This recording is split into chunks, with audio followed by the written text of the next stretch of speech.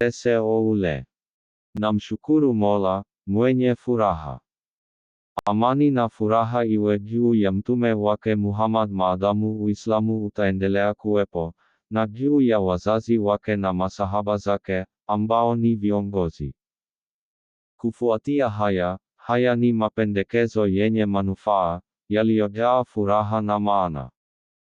Kila muumini lazima aingize amri za Mungu na kukubali sunna ya mtume, ambaye ana ukweli. Kitabu hiki kimejaa maana na umuhimu. Kitabu hiki kimejaa furaha. Kinalinda dhidi ya maovu ya jahanamu. Kinaongoza kwenye peponi inayofuata. Kinalinda dhidi ya maovu ya jahanamu. Kinaongoza kwenye peponi inayofuata. Kwa sababu yote yaliyomo katika nadharia na mwongozo hayana kikomo. Nimechukua kitabu hiki kutoka kwa vitabu vya wasomi wakubwa wanaoongozwa kuelekea njia ya wokovu. Kina mapendekezo ya Mungu na desturi za mtume. Kinawezesha kutimiza matakwa kwa wale wanaomgeukia Mungu. Kisha lazima mtii mapendekezo ya Mungu. Enyi ndugu Waislamu, mwabuduni Mungu na mfuate amri zake. Baada ya kujifunza na kufuata kwa bidii mapendekezo yake, na yote yanayoepusha adhabu ya akhera, fuata mapendekezo na desturi za mtume na zile za masahaba wake waheshimiwa. Huku ukiwa mwangalifu na makatazo ya Mungu, na tunakuomba uwe mwangalifu nayo, fuata njia iliyonyooka. Msitafute walio sawa na Mungu, enyi marafiki, kwani kutafuta mtu sawa naye kuna kuongoza kwenye jahanamu. Msimuue jirani yenu isipokuwa kumwadhibu mhalifu wa makusudi, kwani kitendo hiki kimekatazwa. Msikaribie uzinzi kwa ubinafsi kwa ajili ya raha zenu wenyewe. Epuka kumsema vibaya mtu ambaye hayupo. Jihadharini na majivuno, uovu, na chochote kinachochochea uovu. Jihadharini na wale wanaoeneza uongo, kiburi, kutumia vibaya kile ambacho si chetu, na usaliti. Usimtazame jirani yako kwa wivu. Usiandamane na wale wanaopuuza dini yao isipokuwa umelazimishwa. Tubu haraka iwezekanavyo ikiwa umefanya dhambi. Tulia unapokuwa na hasira. Jifunze tabia njema. Daima jihadharini na unafiki. Tulia wakati wote. Mgeukie Mungu. Kuwa tayari kwa maombi mara tu wakati utakapofika. Jihadharini na kichwa na kinachozunguka, na tumbo na yaliyomo. Kwa hili, namaanisha macho, wanachokiona, masikio, wanachosikia, sehemu za siri, ulimi, kinachosema, na miguu, mahali zilipo. Daima tafuta baraka na salamu za mtume wetu. Jitoe kwa wanyama na dua za majina ya Mungu mchana na usiku. Funga mfululizo kwa siku 3 kila mwezi, katika mwezi wowote unaojisikia vizuri. Tubu kwa Mungu kila wakati kabla ya kifo kukujia. Wakaribisheni wageni kwa uchangamfu wanapofika. Wakaribisheni wale wanaokuja kwenu. Mtembeleeni Muislamu ikiwa ni mgonjwa. Jihadharini na michezo iliyokatazwa maishani. Jihadharini na mazungumzo ya bure, badala yake geukeni kwenye dua za majina ya Mungu. Mfikirieni Mungu mara nyingi zaidi. Ombeni usiku, lisheni wengine, watakieni mema, na imarisheni vifungo vyenu. Msitaje makosa ya wengine na muwe jasiri. Msigeuke kutoka kwa kila moja. Msitukanane au kujipendekeza. Msigombane wala kujisifu. Msitamaniane mema tu na tendeane mema tu. Waheshimu marabouti na wazee. Wahurumie yatima na watoto. Wasaidie maskini, wasiojiweza, na wale walio na madeni. Rejelea dhuluma kwa nyumba ya mabwana. Kabla ya kitu kingine chochote, kuwa na subira katika shida. Na baraka za Mungu ni kwa wale wanaomshukuru. Epuka wivu na chuki, kejeli, kiburi, na chuki. Na fanyeni sala katika jamaa. Meheshimiwa kwa maombezi yenu. Fuateni kanuni za Uislamu. Mtakuwa salama mtakapoinuka. Ya kwanza kati ya haya ni tauhidi na sala. Hija, kufunga, na zaka. Msifikirie makosa ya watu, kwani hiyo ni ishara ya kushindwa. Safisheni nguo zenu kutokana na uchafu wote, kwani hutokana na kazi ya magunia. Enyi watu wangu, kaeni katika hali ya usafi na jiepushe na uchafu. Enyi watu wangu, kaeni imara katika haki. Kwa wazazi, milele. Kusanyikeni pamoja, enyi ndugu. Kwa maana mko mwishoni mwa nyakati. Ishara za siku ya kiyama zimeonekana. Kwa kila mfanyakazi alama yake. Tunaishi katika nyakati zenye giza zaidi. Kwa tabasamu la uasi katika nchi. Na chuki ya magonjwa na mateso. Na chuki ya kifo juu ya watu. Na tabasamu la ujinga lililochanganyika na usaliti na ukosefu wa uaminifu kwa uaminifu. Na ukosefu wa adabu miongoni mwa wanawake. Na ukosefu wa adabu miongoni mwa wavulana. Na uhaba wa watu wema na waadilifu. Na tabasamu hili la unafiki na uovu. Kuwatukuza matajiri na kuwadharau wasomi. Kuwapa kipaumbele wajinga na kuwachelewesha wenye uwezo. Huu ni wakati wa ukimya. Na muda unaotumika kukaa nyumbani. Na wakati wa kuridhika bila ghut. Wakati wa kujinyima na ukimya. Wakati wa kutengwa na kukimbilia milimani na jangwani. Na mwelekeo wa watu wengi kuelekea Ukristo. Ole wao wanaoelekea Ukristo. Laana ya Mola wetu iwe juu ya Wakristo. Kwa neema ya wale waliofanya hija na wale waliotembelea, laana ya Mola wetu iwe juu ya Wayahudi. Kwa neema ya Nuhu, Salih, na Hud, laana ya Mola wetu iwe juu ya mamajusi. Kwa neema ya babu wa Sheikh wetu Al-Sanusi, laana ya Mola wetu iwe juu ya makafiri.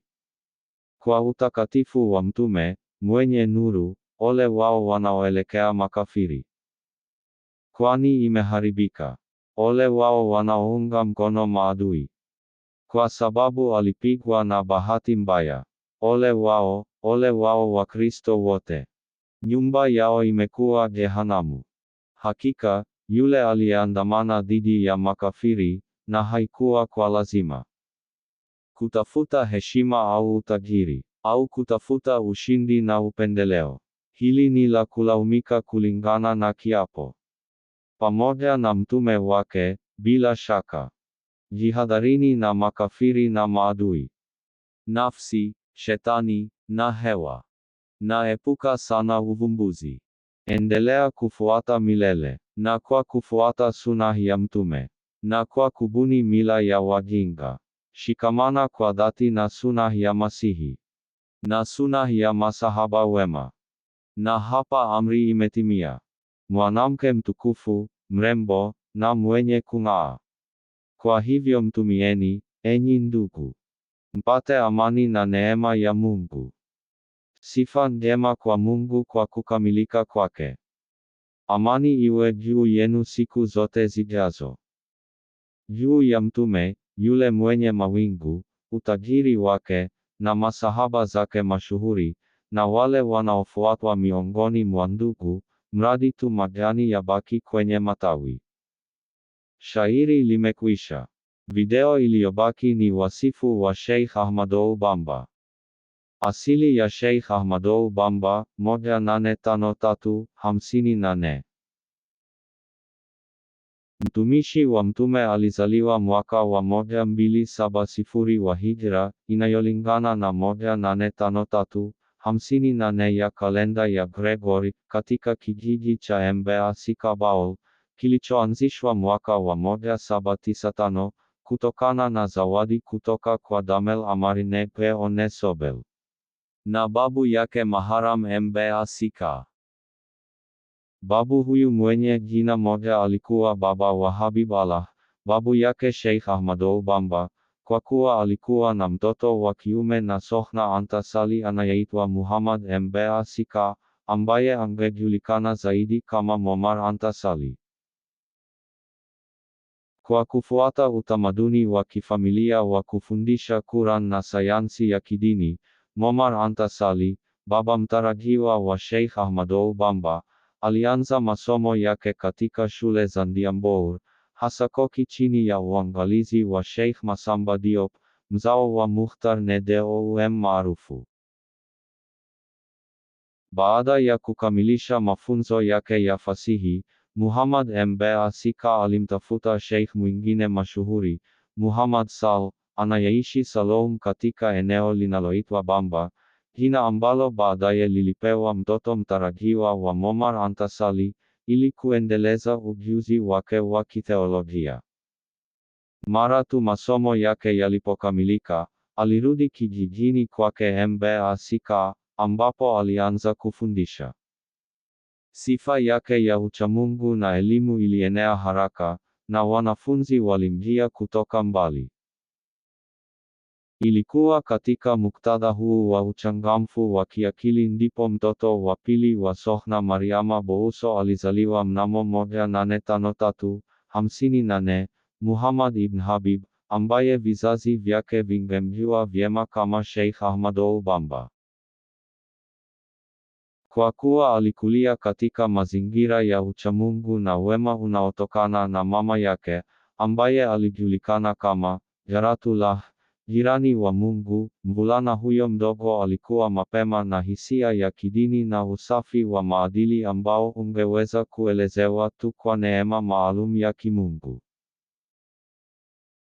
Baadaye, Ahmadou Bamba mchanga alitumwa Jolof, kwa mjomba wa mama yake, msomi mkuu wa Quran Mbasika Nedoum, wakati baba yake alipoamua kuishi katika kijiji cha Ndiakane, ambapo mizizi yake ya mama ilikuwa na mahali alipokusudia kuendelea na mafundisho yake.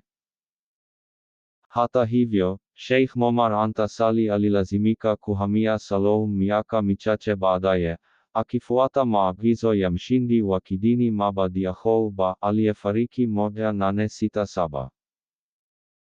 Ili kuepuka hatari ya kulipizwa kisasi na Wakedo dhidi ya Waislamu, tishio lililosababishwa na vita vya kidini dhidi ya watawala wa Jolof, Bamba aliwahamisha wafuasi wake wa dini kuelekea kusini.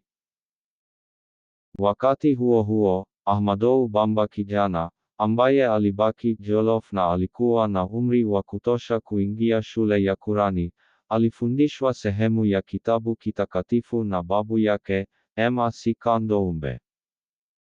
Baada ya kifo cha babu yake, alikabidhiwa kwa mjomba wake wa mama, msomi mkuu Muhammad Bousso, ambaye alikaa naye hadi Maba Diakhou aliporudi Jolof. Baada ya kuwatiisha watawala wa jimbo hilo, Diakhou alimteua kuwa kadi, Muhammad Bousso, ambaye alikaa naye Salom. Wakati huo huo, Sheikh Ahmadou Bamba alikuwa amepoteza mama yake mwema, mwenye umri wa miaka 30 hivi, ambaye wakati huo alikuwa akiishi katika kijiji cha Porokhane, Salom, ambapo alizikwa. Baada ya kuungana tena na familia yake, Ahmadou kijana alipata fursa katika miaka iliyofuata ya kushirikiana na wanaume wakuu wa enzi hiyo, ambao walitembelea nyumbani kwa baba yake mara kwa mara. Pia alishuhudia matukio makubwa na misukosuko mikubwa ya kihistoria ambayo iliimarisha wazo la kutokuwa na umuhimu na ubatili wa ulimwengu huu. Tabia yake, iliyoonyeshwa na adabu kwa wazee wake, utii kwa baba yake, na wema kwa wanafunzi wenzake, hakika pia ilikuwa ya kuvutia kwa uangalifu wake mkubwa, kushikamana kwake na mafungo ya kiroho, ukimya, na kujizuia, kwa kifupi, kwa kila kitu kilichoonyesha uasi wa ajabu ambao baadaye ungewachanganya akili zote. Kwa maendeleo ya kushangaza ya Dhameli na wakuu wengine, Kijana Ahmado alijibu kila mara kwa kukataa kwa adabu, lakini kwa nguvu ambayo wasaidizi wake waliona kuwa hayaelezeki. Ubora wake wa kiakili pia ulionyeshwa kwa kupata maarifa haraka na uwezo wa ajabu wa kubaki, vipaji vilivyomruhusu kukamilisha haraka masomo yake ya Quran na kujifunza mambo muhimu ya sayansi ya kidini. Kimo hiki kizuri, pamoja na uchaji usioyumba wa baba, licha ya uadui wake kati ya wafalme na baba yake, kilimfanya apendwe sana na wafalme, ambao walionyesha uaminifu wake kwa kumpa majukumu mengi yanayohusiana na ufundishaji na usimamizi wa milki yake. Katika kipindi hiki, Sheikh kijana alichunguza idadi kubwa ya kazi za kitheolojia zilizoachiwa na wazee wenye maadili na kupuuzwa na watu wa wakati wake, zikizungumzia mada mbalimbali kama vile theolojia, tauhid, sheria za kitamaduni, fiqh, Uislamu wa kipagani, tawakuf. Alitunga nyimbo za maombi na mashairi ya elimu ya kitamaduni ambayo ubora wake uliwashangaza watu wengi wenye barua, ikiwa ni pamoja na baba yake mwenyewe na kadi maarufu Madai Akahe Atekala, ambaye Sheikh baadaye angeshiriki naye katika mijadala ya fasihi.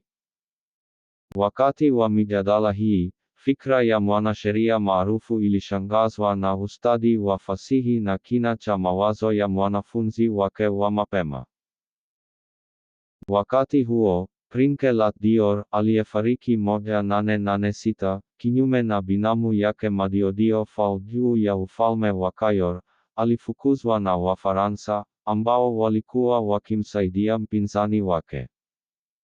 Yeye na dada yake walilazimika kukimbilia mabadi ya Houba, ambapo alisilimu. Ilikuwa wakati wa uhamisho huu ambapo Lat Dior alikutana na Momar Antasali, ambaye hivi karibuni aliunda uhusiano wa karibu naye. Kuhusu mabadi ya Kou, akiwa na ujasiri wa ushindi wake, alishambulia ufalme wa Sine bila busara, ambaye jeshi lake lilimshinda katika vita ambavyo aliuawa. Muda mfupi baadaye, mpinzani wake, aliyeondolewa madarakani na mamlaka ya Ufaransa, Prince Lat Dior, aliitwa kwenye kiti cha enzi cha Cayor. Alimwacha Saloum akiwa pamoja na Sheikh Momar Antasali, ambaye alikuwa amemtafuta msaada katika kusimamia masuala ya kidini na katika mahakama. Akiwa ametulia katika nchi inayoitwa Patar, Sheikh Ahmado Bamba aliishi kwa miaka michache zaidi na baba yake, ambapo utu wake wa kiakili, wa kifumbo, na wa kujinyima tayari uliimarishwa zaidi na neema ya Mungu na mtume wake Muhammad, amani iwe juu yake. Na hii iliendelea hadi hatima isiyoepukika ilipomnyakua Momar Antasali akiwa na umri wa miaka 61 kutoka mikononi mwa mwanawe, ambaye wakati huo alikuwa na umri wa miaka 30, ambaye alimkabidhi baba yake, akiwa kitandani mwake cha mauti, si tu usimamizi wa nyumba yake bali pia kazi ya kuombea pumziko la roho yake. Hivyo ndivyo ilianza. Kuanzia Jumane hiyo, tarehe 20 ya Muharram 1299 AH 1882, 83 CE, hatua muhimu katika maisha ya ajabu ya yule ambaye historia ingemtaja kama mtumishi wa nabii wa Mungu aliyebarikiwa. Msingi wa Mouridism 1883-83. Akiwa amefungwa kikamilifu na wajibu mtakatifu wa uchaji wa baba, utu imara wa Sheikh Ahmado Bamba, hadi kifo cha baba yake, haukuwahi kuwa na uhuru unaohitajika wa kujieleza kikamilifu. Lakini matukio yaliyofuata mazishi ya Momar Antasali yangefichua tabia yake ya kweli ya kiroho hivi karibuni, yakitakasa uhalisi wa mbinu yake na ukuu wake usiopingika juu ya watu wa wakati wake. Hakika, tukio kubwa la kwanza lilitokea mara tu baada ya sherehe ya mazishi, wakati Sheikh Janga alipopendekezwa kumrithi baba yake kama mshauri wa mfalme. Kwa kukataa kategoria na hadharani ofa hii, alitamka maneno haya, ambayo yalisababisha fadhaa miongoni mwa waliokuwepo: sijazoea kushirikiana na wafalme. Sina tamaa yoyote ya utajiri wao na natafuta heshima kutoka kwa Bwana mkuu pekee. Ningeona aibu ikiwa malaika wangeniona nikienda kwa mfalme mwingine yeyote isipokuwa Mungu. Baadaye alitunga wimbo maarufu, Kaalu Liarkan, piga kuelekea malango ya wafalme, waliniambia, ili kupata utajiri ambao ungekutosha milele. Mungu ananitosha, nilijibu, na nimeridhika naye, na hakuna kinachoniridhisha isipokuwa dini na maarifa. Ninamwogopa mfalme wangu pekee na ninamtumaini yeye pekee, kwani ni yeye, mkuu, anayenitajirisha na kuniokoa. Ninawezaje kusimamia mambo yangu mikononi mwa wale ambao hawawezi hata kusimamia mambo yao wenyewe kama maskini zaidi kati yetu? Na tamaa ya utajiri inawezaje kunishawishi kuwatembelea wale ambao majumba yao ni bustani za Shetani? Kinyume chake, nikihuzunika au kuhisi hitaji lolote, namwomba tu mmiliki wa kiti cha enzi, ambaye ni Mungu. Kwani yeye anabaki kuwa msaidizi, mwenye nguvu isiyo na mipaka, anayeumba apendavyo yote apendayo. Akipenda kuharakisha jambo, litatokea haraka, lakini akipenda kuliahirisha, litachelewa kwa muda. Enyi mnaolaumu, msizidishe chumvi katika dharau yenu na kuacha kunilaumu. Kwani kuacha kwangu mambo ya ubatili ya maisha haya hakunihuzunisi. Ikiwa kosa langu pekee ni kuachana kwangu na mali za wafalme, ni kosa la thamani ambalo siaibiki. Changamoto hii yenye pande mbili, kwanza kwa wafalme, ambao Sheikh aliwakumbusha unyenyekevu wao kwa Mwenyezi Mungu, mfalme wa wafalme, na kisha kwa wasomi wa dini ya Kiislamu, ambao alilaani kuridhika na maelewano yao, yaliunda ishara za kwanza muhimu za uadui mkali ambao kutokubadilika kwake kungesababisha. Hakika, kundi dogo la waumini wa kweli liliibuka, likivutiwa na usafi wake na hofu ya heshima, huku wengi wa watu wa wakati wake na jamaa zake alikuza kutomwamini sana. Kutokuelewana alikokumbana nako wakati huo kulimfanya awe na masumbuko na fedheha nyingi, ambazo Sheikh Ahmadou Bamba alitibu kwa uvumilivu na wema kila mara. Kipindi hiki pia kilionyeshwa na kuzunguka kwa Sheikh katika nchi zisizo na ukarimu za Senegal na Mauritania, kutafuta maarifa au kukutana na watu wacha Mungu ambao aliwapenda sana, pongezi iliyoonyeshwa katika huduma ambazo hakukosa kuwapa. Wakati huu, alitumia mfululizo wa utaratibu wa kadria uliopitishwa na baba yake, ule wa Abu al-Hasan al-Sehedeheile, 1197-1256, kwa miaka 8, na ule wa Sheikh Ahmed Tidiane, aliyefariki 1815, kwa miaka 8 au zaidi.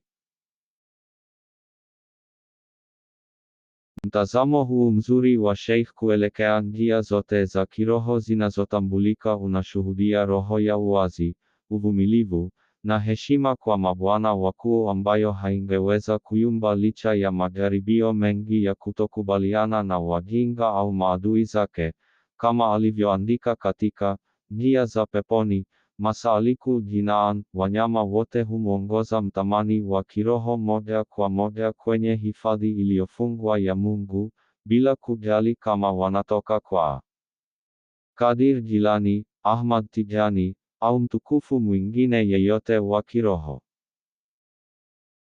Hatua hii ya safari na mabwana watukufu baadaye ilifuatiwa na mafundisho ya moja kwa moja ya kiroho kutoka kwa mjumbe wa Mungu mwenyewe, Mtume Muhammad, amani na baraka ziwe juu yake, ambaye ndiye yake tangu wakati huo alikatazwa kutafuta mwongozo mwingine wowote.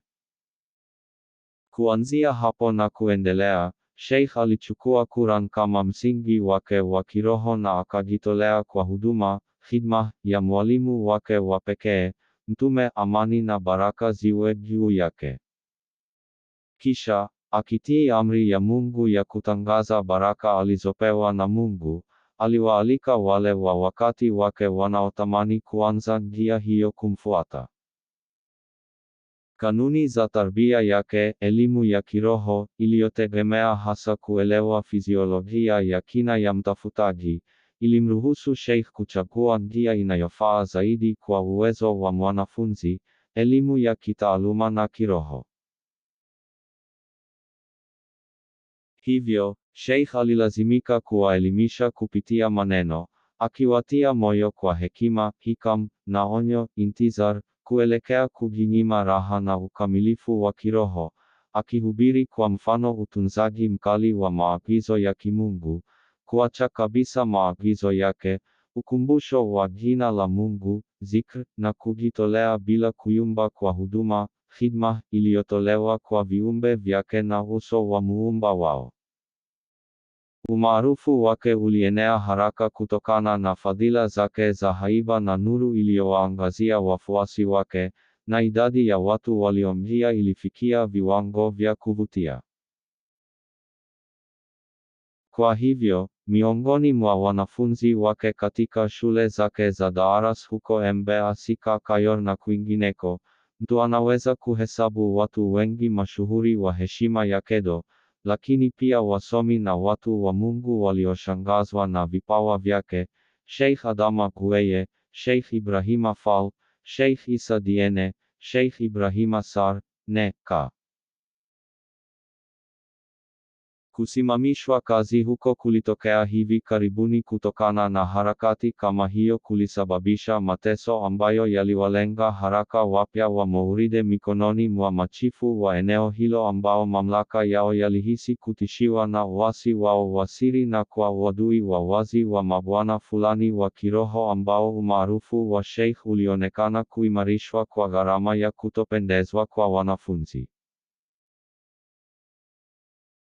Upinzani huu, pamoja na hali zingine za kihistoria zenye malengo, kwa kweli ungekuwa mwanzo wa majaribio ya baadaye ambayo mkono wa hatima ulikuwa tayari unaandaa kwa ajili ya jumuiya changa ya Mauride, kwa mara nyingine tena ikithibitisha utabiri wa waraka Ibn Naufal akimtangazia mtume wa Mungu wa baadaye, amani iwe juu yake, hakuna mtu aliyeleta unacholeta bila kuteswa. Msingi wa Touba, 1887-88. Ili kuepuka umati uliomvutia kutokana na umaarufu wake, na kupata upweke na tafakari zinazofaa kwa ibada, Sheikh aliondoka kijiji cha mababu zake cha Mbeya, Sika, Baol ili kujenga nyumba ya faragha upande wa mashariki kidogo huko Dar es Salaam. Miaka mitatu baadaye, mnamo 1887-88, alianzisha kijiji cha Touba, kilichopewa jina la mti huko Paradiso, kaskazini mwa kijiji chake cha asili.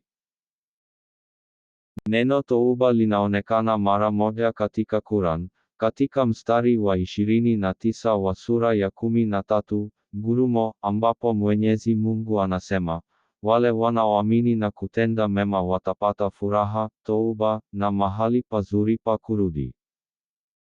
Neno hili pia linapatikana katika mapokeo ya kinabii, ikiwa ni pamoja na hadithi maarufu iliyosimuliwa na Ibn Habad, ambayo inasema, Touba ni moja wa miti ya peponi. Kiwango cha kivuli chake ni sawa na safari ya miaka 100, na mavazi ya wakazi wa peponi yatachipuka kutokana na maua yake. Kijiji ambacho Sheikh alijenga chenye jina hili kilikuwa katikati ya nchi yenye uadui, isiyo na maji, ambapo ni wale tu waliosukumwa na nia ya kujitenga na ubinadamu wangeweza kuishi.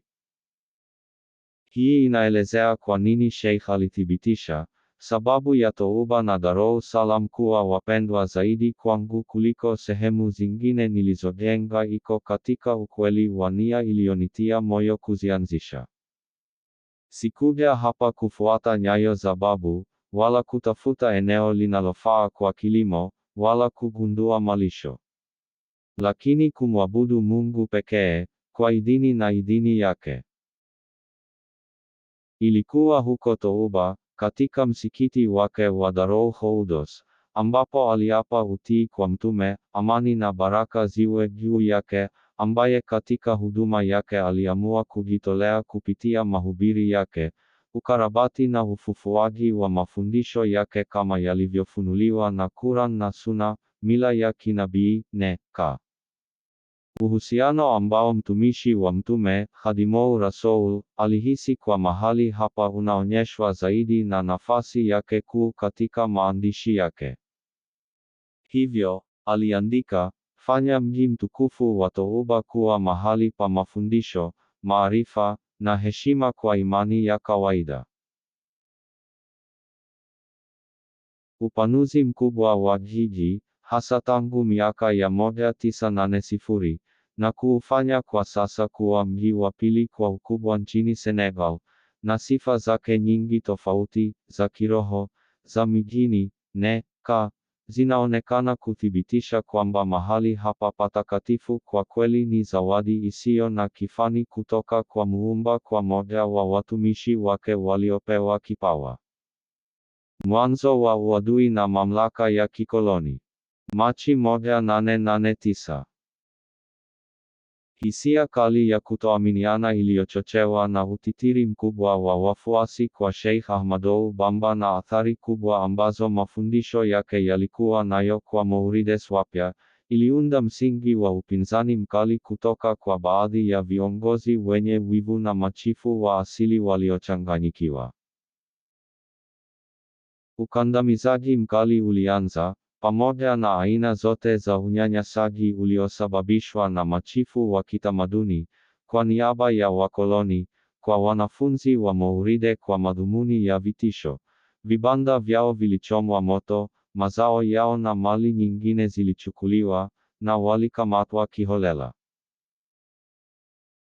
Lakini, wakijua vyema thamani isiyopimika ya kiongozi wao na kuwakumbuka masahaba wa Mtume, ambao walikuwa wamepitia aina hiyo hiyo ya mateso mwanzoni mwa Uislamu na ambao urithi wao walidai, Maurides waliweza kudumisha kujitolea kwao na kutoacha njia ya ukweli.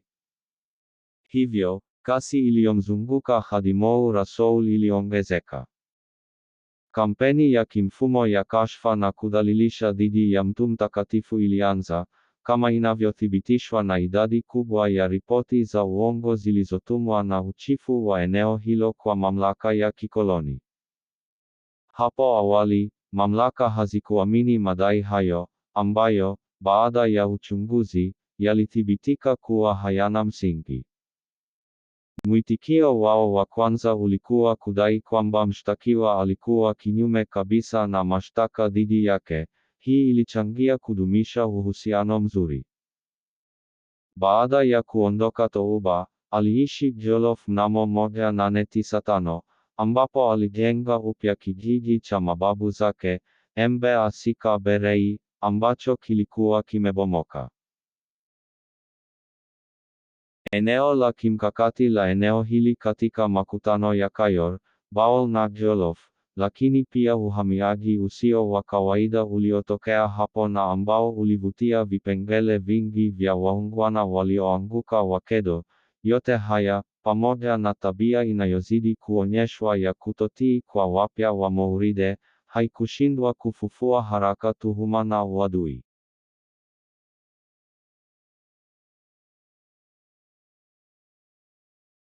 Katika muktadha kama huo, harakati za wakoloni zisizokoma na mbinu zao za ujanja zilishinda kutoaminiana kwa asili kwa wakoloni, ambao muda mfupi baadaye walianza kuwa na hofu kuhusu nguvu inayokuwa ya Sheikh na kufanana walikoonekana kugundua katika mbinu yake na zile za viongozi wengine wa kidini, licha ya mtazamo usio wa vurugu na kujitolea kikamilifu kwa Mungu na kuiga mtume Seawe ambao alionyesha kila mara na ambao ulimfanya aseme, silaha za mapambano yangu ni maarifa na hofu ya heshima, kama mtumwa wa Mungu na mtumishi wa mtume wake, Bewe anayetawala vitu vyote ni shahidi wa hili.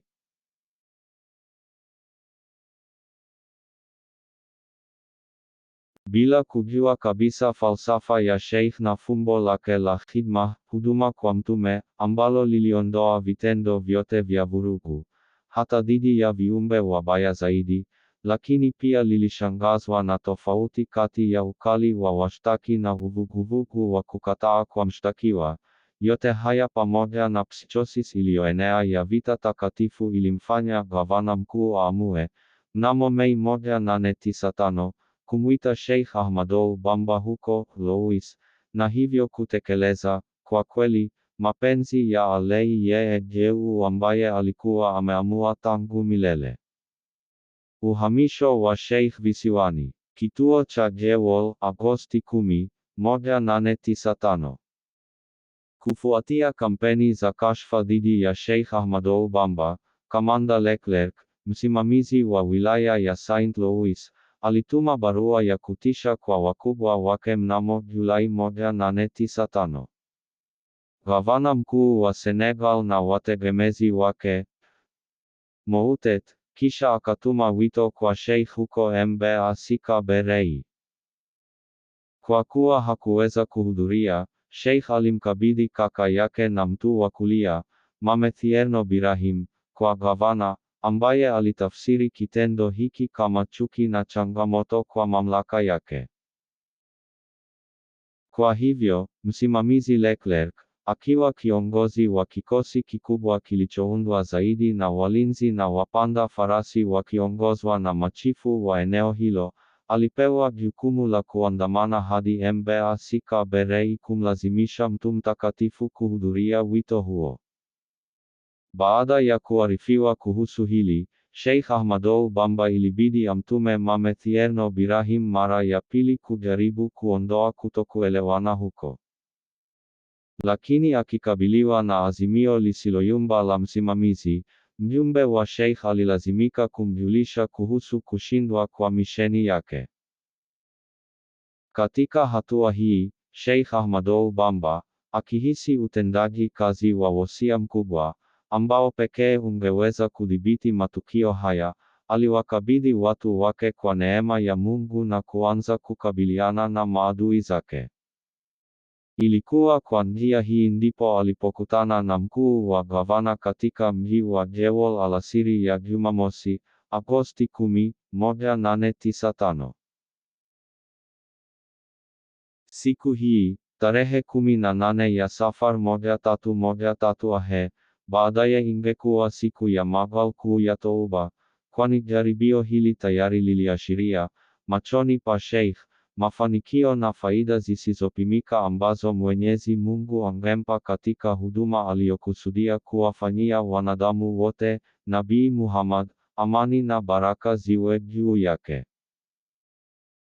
Baada ya kulala Jewel usiku kucha, mtakatifu huyo aliendelea na safari yake, akiwa amesindikizwa vizuri. Jumapili asubuhi, akisimama katika kijiji cha Koki, kutoka ambapo alisafiri usiku hadi jiji la Louga. Katika mji huu, Jumatatu, Agosti 12, alichukua treni hadi Saint Louis, akifika jioni, ambapo angekaa kwa siku 10 za mwisho za safar na karibu mwezi mzima wa Rabi al-Awwal. Mtumishi wa mtume angelazimika kuvumilia majaribu mengi katika kisiwa hiki mikononi mwa watesi wake, ambayo bila shaka yalikuwa uamuzi wa kumpeleka uhamishoni katika nchi zenye uadui za Afrika ya Ikweta.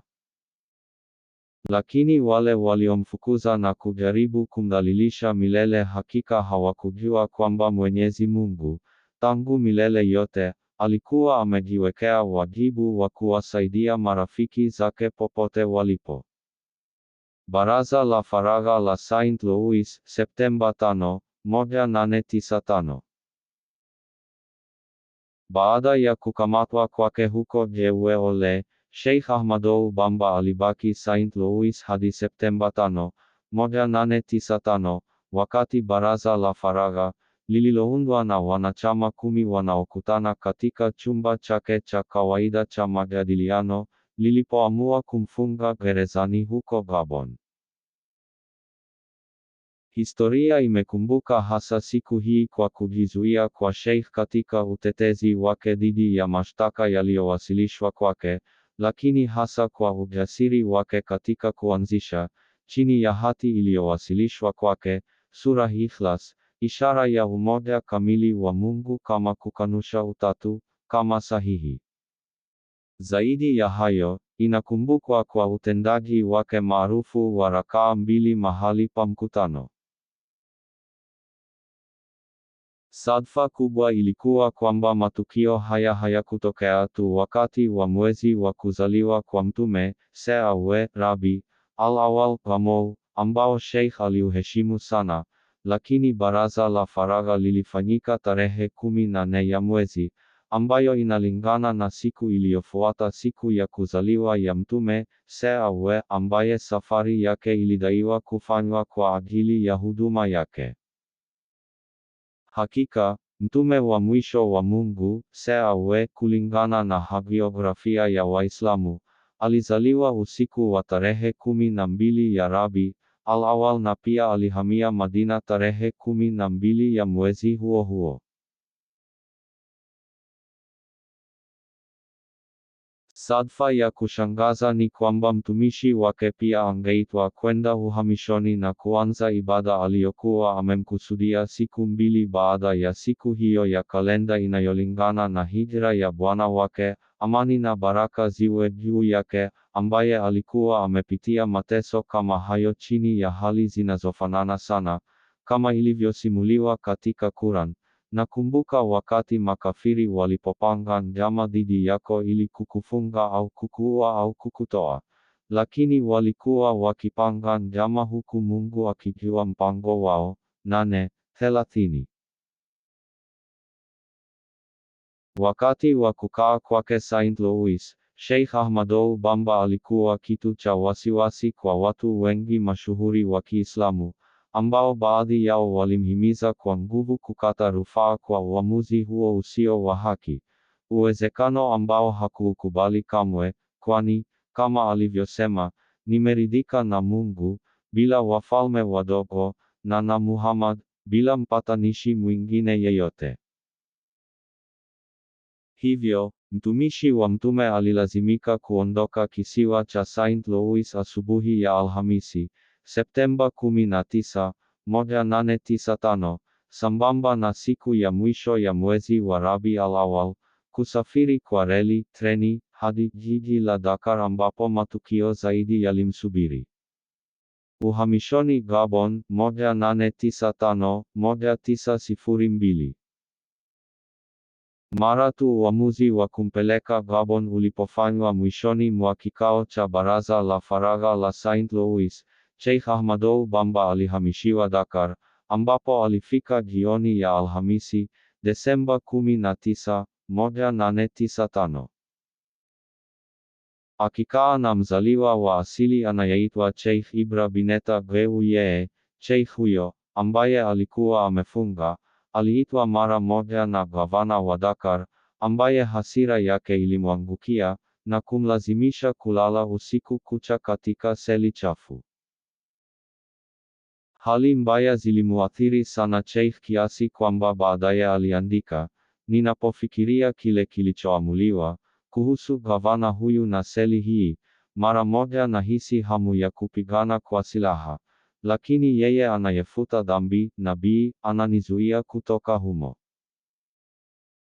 Sheikh Ahmadou Bamba hatimaye alipanda meli ya mvuke, Ville du Pernambouc, ambayo angekabiliwa na majaribu mengine ikiwa ni pamoja na uadui wa wazi wa wafanyakazi, shambulio la fahali mwitu dhidi ya mtu wake mtakatifu ambaye alihifadhiwa kimiujiza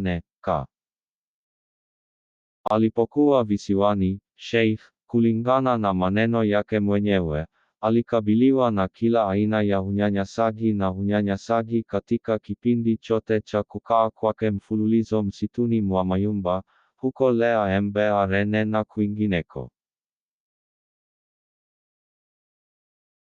Unyevu mwingi, idadi kubwa ya magonjwa ya kitropiki, lakini zaidi ya yote upweke uliokuwa ukibainisha maeneo haya ulifanya miaka hii kuwa mbaya zaidi katika maisha ya Sheikh. Upweke unaoonekana katika maandishi yake mengi ambapo anaelezea kwa unyenyekevu uhusiano wake wa kina, uaminifu, na shukrani kwa Mwenyezi Mungu, pamoja na azimio lake lisiloyumba la kubaki mtumwa wa Mungu na mtumishi mwaminifu wa Mtume, amani na baraka ziwe juu yake. Akiwa na mambo ya nje kama mashahidi, alitoa tamko hili lenye kugusa moyo: ewe bahari ya Mayumba, shuhudia kwamba mimi ni mtumwa wa Mungu, yule anayesamehe dhambi, na kwamba mimi ni mtumishi wa Mtume mteule. Shuhudia kwamba, kama rafiki wa karibu wa Mtume, yule anayewapa heshima marafiki zake, ninakataa aina zote za ushirika na Mungu na kumwabudu yeye pekee. Majaribu haya na kunyimwa kwingine ambako Sheikh alijiwekea mwenyewe kwa hiari kwa ajili ya Mungu wakati mwingine kulishuhudiwa na wenyeji wa nchi hizi au wenyeji kutoka Senegal, ambao baadhi yao walionyesha heshima yao kwake au hata kuahidi utii wao. Wakati wa uhamisho wake, Sheikh pia alikutana na watu wengi mashuhuri wa wakati huo, kama vile Blaise Diagne, mwakilishi wa baadaye wa Afrika Nyeusi na kisha afisa wa forodha, na mwanafunzi wake na kaka yake, Mame Cheikh Anta Mba Sika, ambaye alikuwa amefunga safari hatari kwenda Gabon. Sheikh pia aliwasiliana na mpiganaji maarufu wa upinzani wa Guinea, Almami Samori Toure, ambaye alikuwa amehamishwa hadi Nedje nchini Gabon tangu 1899, ambapo alifariki Juni 2, 1900. Inaripotiwa kwamba baada ya kupata habari hizo, Sheikh alisali sala ya mazishi huko Lea Mbarene, kwa mujibu wa suna ya kinabii. Bourbad Jolof wa zamani, Samba Penda, ambaye alikuwa amehamishwa miezi mitano baada ya Sheikh, kwa sababu ya uhusiano wao, pia alikutana naye huko Gabon. Kipindi hiki pia kilionyeshwa na wingi wa zawadi za fumbo zisizopimika zinazotoka kwa Mungu, neema muhimu zinazosababisha kuinuliwa hadi daraja za kiroho zisizo na kifani na zisizosikika, kama inavyoonyeshwa na wingi wa fasihi wa kile kinachoitwa miaka ya baharini, utajiri ambao kwa kweli unamweka miongoni mwa waandishi waliobobea zaidi, kama si waandishi waliobobea zaidi, katika ulimwengu wa Kiislamu. Hivyo atalazimika kumjibu mwanawe Sheikh Muhammad al-Bachir ambaye alimuuliza siku moja kuhusu kipindi hiki: wakati wa uhamisho huu ujuzi wangu wa kignostic uliongezeka, kuwasili kwangu kwa Mungu weusele kulithibitishwa, uhakika wangu ulifikia daraja mpya na nilipata neema zisizo na mipaka. Katika kipindi hiki jumuiya changa ya Mauride ililazimika kukabiliana na moja ya majaribu ya kwanza na yenye uchungu zaidi katika historia yake, kwa sababu kufukuzwa kwa mwongozo wake kukiwa kumedhoofisha kujitolea kwa baadhi, kulikuwa na uasi ambao ulitofautiana pekee na kujiamini upya na ushindi wa wapinzani wao ambao, kupitia uadui na ukatili mwingi, hawakusita kueneza uvumi kuhusu kutoweka kwa Sheikh Ahmadou Bamba. Lakini walikusanyika karibu na masheikh wao wakuu walioteuliwa na Khadimou Rasoul alipoondoka, Mame Thierno Birahim akisimamia mafundisho, Sheikh Ahmadou Adeou Mbe akisimamia kazi za kilimo, Sheikh Ibrahima Fall, na watu wengine mashuhuri wa Mouridism, wafuasi waliweza kuhifadhi imani yao thabiti katika kutoepukika kwa msaada wa kimungu na ushindi wa ukweli dhidi ya makosa. Zaidi ya hayo, juhudi zisizochoka za Sheikh Ibrahim Afal, ambaye alibaki St. Louis, zilifanikiwa kumshawishi naibu wa baadaye Karpot, miongoni mwa wengine, kuhusu kutokuwa na hatia kabisa kwa Sheikh, hadi kufikia hatua ya kuahidi kumrekebisha baada ya kuchaguliwa kwake. Hili lilipotimizwa, mtumishi wa mtume aliweza, kwa neema ya Mungu na mapenzi yake mazuri, kurudi Senegal mnamo Novemba 11, 1902, ndani ya meli, Ville de Maceo, baada ya chini ya miaka 8 ya uhamishoni. Mtu anaweza kufikiria kwa urahisi msisimko wa ajabu ulioambatana na kurudi kwa yule ambaye amerudi kutoka nchi ambazo hakuna mtu anayerudi, katika bandari ya Dakar, na kisha katika sehemu nyingine za nchi, shukrani kwa nguvu pekee ya Mungu, ambaye, kwa mara nyingine tena, hajashindwa katika ahadi yake ya kuwasaidia waumini. Kurudi kutoka uhamishoni, Novemba 11, 1902. Shukrani hasa kwa uvumilivu wa Sheikh Ibrahim Afal, mamlaka ya kikoloni yalikubali kufungua tena kesi ya Sheikh Ahmadou Bamba, ambaye wakati huo alikuwa uhamishoni.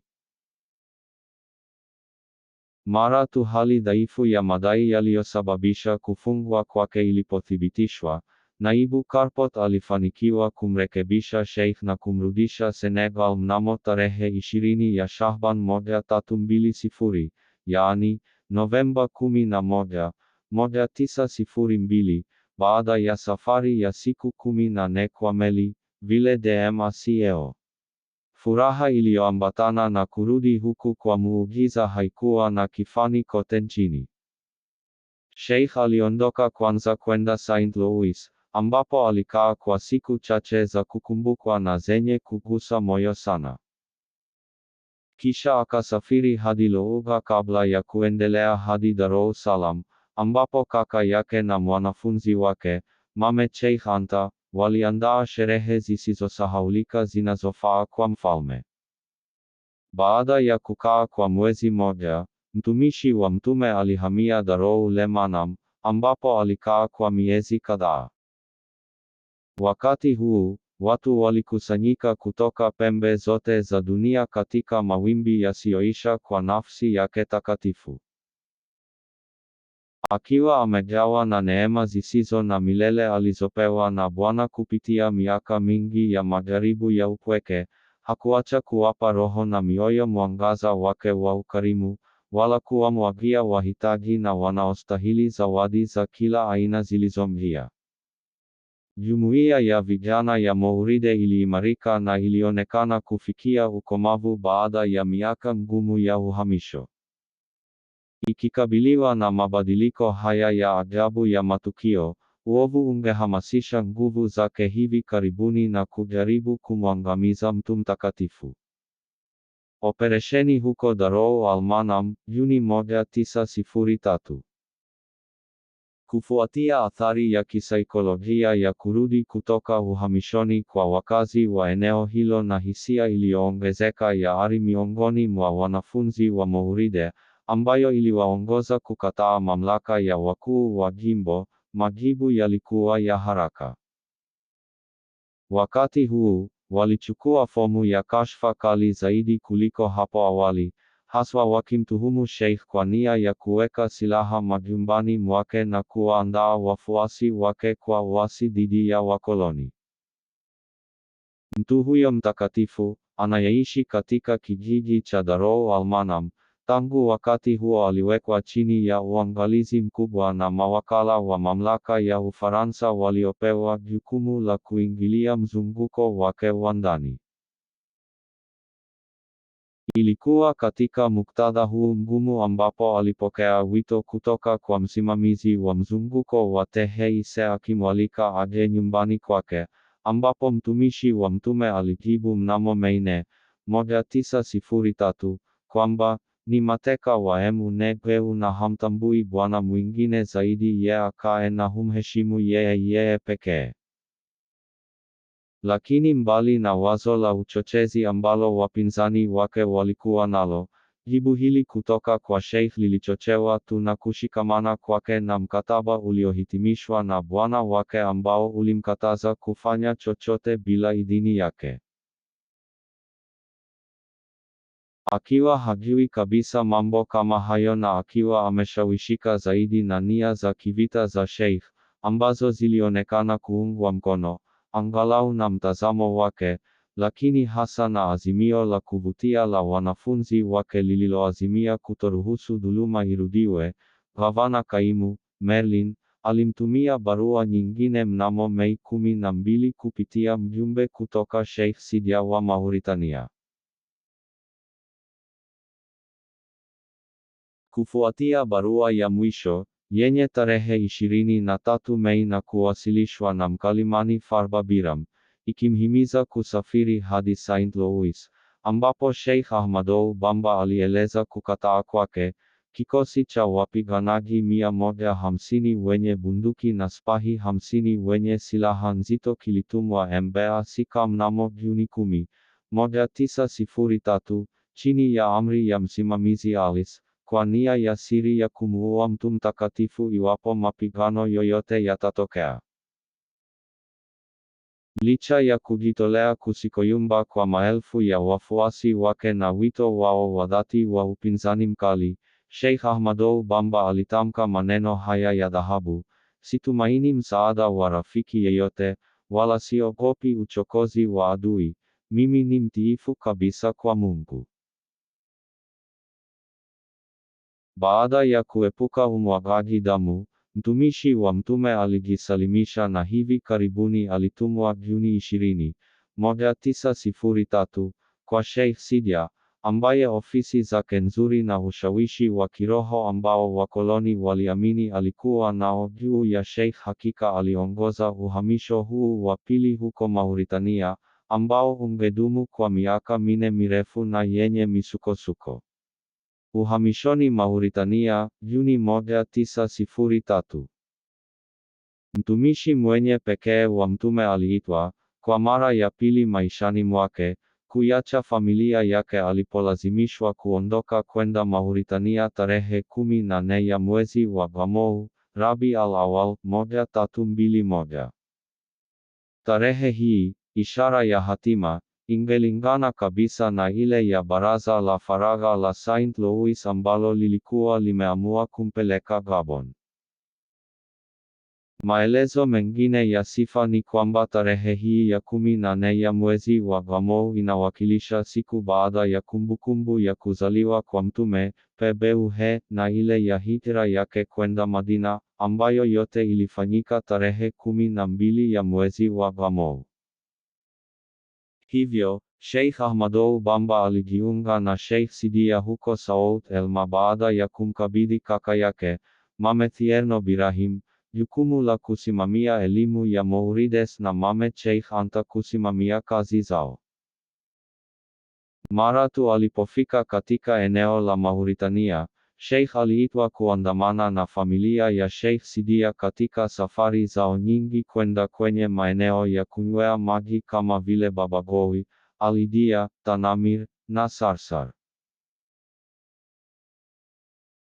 Ilikuwa hasa wakati wa kukaa kwao Sarsar ambapo mamlaka ya kikoloni yalimpa ruhusa ya kumtembelea Sheikh, na mawimbi ya wageni yalimiminika kutoka Senegal kwenye hija, na pia kutoka makabila ya Bedouin, Bani Daiman ambao bila shaka walikuwa maarufu zaidi kwa uchamungu wao wa mababu na ubora wa wasomi wao, ambao miongoni mwao Muhammad al-Yadali maarufu hakuwa mtu mashuhuri sana.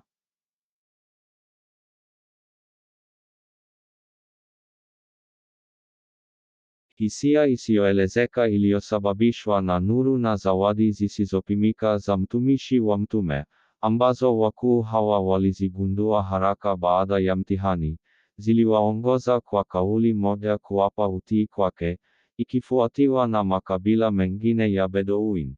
hili liliashiria, kwa namna fulani, mapinduzi ya kisaikolojia, kweli sana kiasi kwamba siri za dini zilikuwa, miongoni mwa wenyeji weusi, zinazodaiwa kuwa haki ya Wamoor, hali duni ambayo Sheikh alikuwa mmoja wa wachache waliojikomboa, na hii ni mapema sana katika ujana wake, kupitia utangulizi wake katika ratiba za peponi, Masaliku Jinaan, ewe msomaji. Uwe wangu wa jamii nyeusi usikuchochee kutoiamini kazi hii, mtu mwenye heshima zaidi machoni pa Mungu bila shaka ndiye anayemwogopa zaidi. Rangi nyeusi ya ngozi haiwezi kuwa ishara ya upumbavu au ukosefu wa akili. Sheikh baadaye angemshukuru Mungu kwa neema aliyompa kupitia utii wa makabila ya Bedouin. Sifa zimwendee Mungu ambaye, kutoka kwa Bani Daiman, ni wasaidizi wangu. Katika kipindi hiki, Wamouride walilazimika kuanza safari kwa miguu au kwa njia nyingine yoyote, katika hali za usafiri ambazo imani pekee ndiyo ingeweza kuhalalisha. Wakikabiliwa na ongezeko hili jipya, mamlaka ya kikoloni ilifikiria kwa muda mfupi kumpeleka uhamishoni mwaka wa 1906 hadi Fort Kopolani, kaskazini kidogo nchini Mauritania, lakini hatimaye walikubali kumruhusu Sheikh Ahmadou Bamba, kwa ombi lake, kurudi Senegal mnamo Juni 1907. Hata hivyo, ili kukabiliana na hofu yao ya machafuko yanayotokana na kurudi huku kwa mara ya pili, mamlaka iliamua kuzuia uhuru wa Sheikh wa kutenda kwa kumweka chini ya kifungo cha nyumbani katika mji wa Tehei-Yenee, ulioko katika eneo la Jolof, ambapo alipewa kiwanja cha kilomita za mraba 4. Hatua kali zilichukuliwa baadaye kudhibiti na kupunguza wimbi la kila siku la wageni kwa mtu mtakatifu, ambaye alileta zawadi nyingi za kila aina. Kwa hivyo Sheikh Ahmadou Bamba alilazimika kuishi kwa karibu miaka 4.5 huko Tehei-Yenee kabla ya kuruhusiwa kurudi Diourbel kwa ombi la kamanda wa Kerkle, ambaye nia zake za msingi baadaye hazikuwa za heshima hata kidogo. Jukwaa la Diourbel, 1912. Kile Sheikh Ahmadou Bamba aliandika kuhusu jukwaa la Diourbel kinatuonyesha kwamba Sheikh alikuwa anajua vyema kwamba nia ya kweli ya watesaji wake katika kurudi Diourbel haikuwa tu kufuatilia vyema matendo yake, bali pia kujaribu kutengwa na kuingizwa kitamaduni, hasa kupitia uandikishaji wa vijana wa Mouride katika shule za magharibi, kwani pale ambapo upanga na baruti vimeshindwa, mtawala na chaki mara nyingi wamefanikiwa. Kwa hivyo, hatari mpya, mbaya zaidi ambayo jamii ya Mouride ililazimika kukabiliana nayo huko Diourbel ilikuwa utamaduni na hukumu wa udhalili ambao ililazimika kuupinga, haswa kupitia upanuzi wa daara, marejeleo ya mafundisho ya Sheikh, na vipengele vingine vya nguvu ya utaratibu wa Sufi inayoweza kuhifadhi muundo wa kijamii na kitamaduni. Mguu wa safari ya Diourbel pia ulionyeshwa na matokeo mengi ya fasihi ya Sheikh. Kasida zake, zilizotungwa hasa katika nyakati hizo za sifa kwa Mungu na sala kwa manabii, pia zilitoa wazo la cheo chake kikuu, kuangamia kwake katika Mungu, na zawadi zingine za ajabu ambazo maneno yanashindwa kuzielezea. Waumini kutoka kote ulimwenguni walipokelewa huko Diourbel, wakivutiwa kunywa kutoka kwa chanzo hiki kisichoisha. Wajumbe wa Imam wa Medina, mji wa Mtume, watu watakatifu kutoka Afrika weusi na weupe, na watu wa matabaka yote ya maisha walikusanyika mbele ya mlango wa Sheikh. Uwezo wake wa kusimamia mahitaji ya wingi huo, huku akitimiza majukumu yake ya kidini ya kila mara, haukuacha kushangaa. Kwa hivyo, uangalizi ulioimarishwa ambao alifanyiwa ulizingatiwa. hasa wakati wa uteuzi wa Antoine Lasalves kama msimamizi wa wilaya ya Diourbel kati ya 1913 na 1915. Lasalves, ambaye mateso yake na utafutaji wake usiotarajiwa katika eneo la Sheikh ulimruhusu kumtazama kwa karibu, hatimaye ulibadilisha kabisa chuki yake dhidi ya mtu wa Mungu. Hii ilimfanya aandike, mwishoni mwa misheni mnamo 1915, mojawapo ya ripoti za sifa na hisia kali zaidi kuwahi kuandikwa na mtu asiye Muislamu kuhusu Sheikh. Ripoti ambayo, kwa kweli, ingeonyesha mabadiliko makubwa ambayo uhusiano wa Sheikh Ahmadou Bamba na mamlaka ya kikoloni ungepitia katika miaka iliyofuata. Mabadiliko katika mahusiano na wakoloni, 1915. Ripoti maarufu ya msimamizi wa Diourbel kuhusu Sheikh Ahmadou Bamba, iliyotokana na miaka miwili ya kuchunguza maisha yake ya kila siku, ingeashiria mabadiliko makubwa katika mtazamo wa mamlaka za kikoloni kuelekea mtu mtakatifu mapema mwaka wa 1915. Hivyo, katika juhudi za kuhimiza kuanzishwa kwa mahusiano mapya na Sheikh, lakini pia kama sehemu ya mkakati wao wa kuelekeza au, ikiwa ni lazima, kutumia Uislamu, wakoloni waliamua kumteua Sheikh Ahmadou Bamba kama mjumbe wa kamati ya ushauri ya masuala ya Waislamu wa Ufaransa Magharibi mwa Afrika, AOF, mikutano ambayo hakuikubali kamwe kuhudhuria. Iliamuliwa, katika roho hii ya umiliki wa kidini wa kawaida, kumpandisha Sheikh Ahmadou Bamba hadi jeshi la heshima, ambalo alipokea diploma, huku akikataa kuvaa nembo hiyo, ambayo alihisi kuwa picha yake yenye umbo la msalaba haikufaa kwa Muislamu, na kwa sababu aliona haifai kujipamba kwa kile alichokiita heshima ya kidunia isiyo na maana. Zaidi ya hayo, baada ya kupewa ruhusa ya kujenga mahali patakatifu, msikiti wa kwanza wa kudumu uliojengwa na jamii ya Mouride ulijengwa huko Diourbel katika miaka hii. Lakini licha ya maombi yake ya kusisitiza, mamlaka ya kikoloni hayakumruhusu Sheikh kurudi katika jiji lake la Touba, ambalo matarajio yake yalikuwa yakielekezwa kila wakati. Hata hivyo, hivi karibuni, mnamo 1925, ombi la ruhusa ya kujenga msikiti huko Touba liliwasilishwa rasmi. Baada ya kucheleweshwa kwa awali kutokana na kutoridhishwa fulani, idhini kutoka kwa utawala wa Saint Louis hatimaye ilipatikana mnamo Aprili 26, 1926. Mbunifu wa kwanza wa Magharibi aliyetoa huduma zake haraka alithibitika kuwa mwaminifu na mkorofi, kwa hivyo chaguo hilo hatimaye lilimwangukia. Tea Lele Ereye, msimamizi wa wilaya ya Teheise. Kwa kuweka hali mbaya ya kifedha kwa jamii ya Mouride, alijikuta haraka katika hali ya kutokubaliana na utawala wa umma, ambao, wakimtuhumu kwa kutokuwa mwaminifu na upendeleo, walilaani makubaliano hayo na kuchelewesha msingi ambao tayari ulikuwa umeanza. Ilikuwa katika muktadha huo ambapo mwanzilishi wa udugu wa Mouride, mtumishi asiye na kifani wa nabii wa Mungu, alifariki Jumane, Julai 19, 1927, huko Diourbel, akiwa na umri wa miaka 75.